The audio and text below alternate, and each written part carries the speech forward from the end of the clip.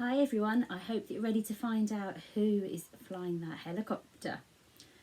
Mr. Spud leapt out of the passenger seat and raced across the playground holding the essay. Oh no, thought Joe. Mr. Spud was wearing a brown toupee that he held onto his head with both hands and an all-in-one gold jumpsuit with bum air emblazoned on the back in sparkling letters. Joe felt like he was going to die of embarrassment. He tried to hide himself behind one of the older kids. However, he was too fat and his dad spotted him. "Joe, Joe, there you are," shouted Mr. Spud. All the other kids stared at Joe Spud. They hadn't paid much attention to this short new boy before. Now it turned out that his dad had a helicopter. A real-life helicopter. Wow! "Here's your essay, son. I hope that's okay. And I realise I forgot to give you your dinner money. Here's £500. Mr. Spud pulled out a wad of crisp new £50 notes from his zebra skin wallet. Joe pushed the money away as all the other kids looked on in envy.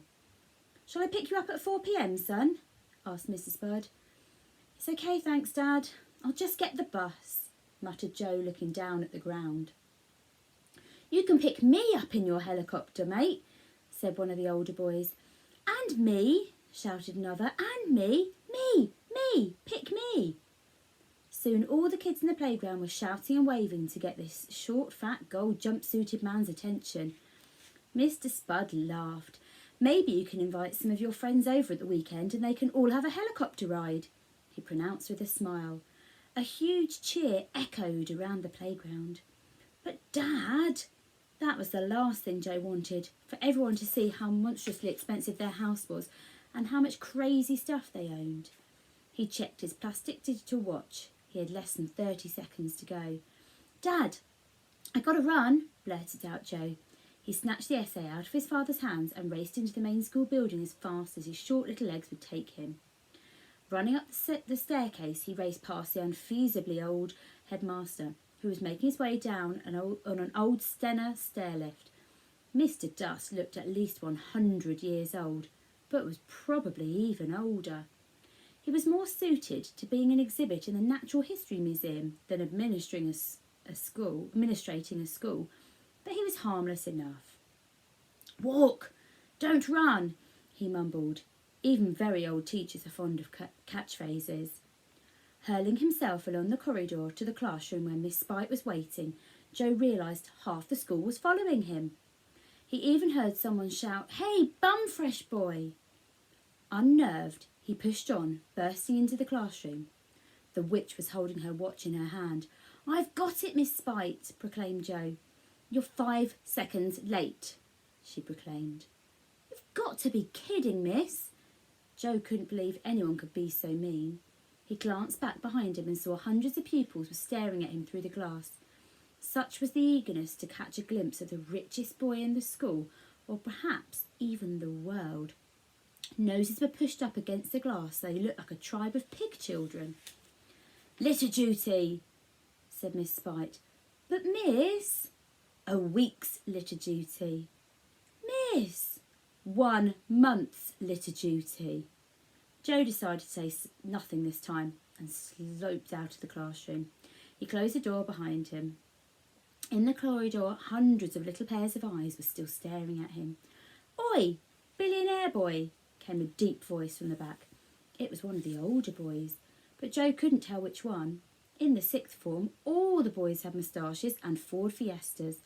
All the little mouths laughed. "Lend us £1,000,000, someone shouted. The laughter was now deafening. The noise clouded the air.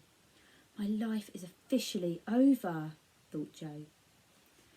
Chapter 10. Dog Spit. As Joe scurried across the playground to the dining room, all the other kids swarmed around him. Joe kept his head down. He didn't like this instant stardom at all. Voices whirled around him. "Hey, bum boy, I'll be your best friend. My bike's got nicked. Buy us a new one, mate. Lend us a £5. Let me be your bodyguard. Do you know Justin Timberlake? My granny needs a new bungalow. Give us 100 grand, will ya? How many helicopters have you got? Why'd you bother going to school anyway? You're rich," Can I have your autograph? Why don't you have a massive party at yours on Saturday night? Can I have a lifetime supply of bog rolls? Why don't you buy the school and sack all the teachers? Can't you just buy me a bag of Maltesers? All right then, one Malteser. You're so mean. Joe started running. The crowd started running too. Joe slowed down. The crowd slowed down too. Joe turned and walked in the other direction. The crowd turned and walked in the other direction. A little girl tried to grab his bag and he thumped her hand away with his fist. Ow! My hand is probably broken, she cried. I'm going to sue you for £10 million. Hit me, said another voice. No, hit me, said another. A tall boy with glasses had a better idea. Kick me in the leg and we can settle out of court for £2 million. Please? Joe sprinted into the dining room. That was one place that was guaranteed to be empty at lunchtime. Joe struggled to force the double doors back on the tsunami of school children, but it was no use.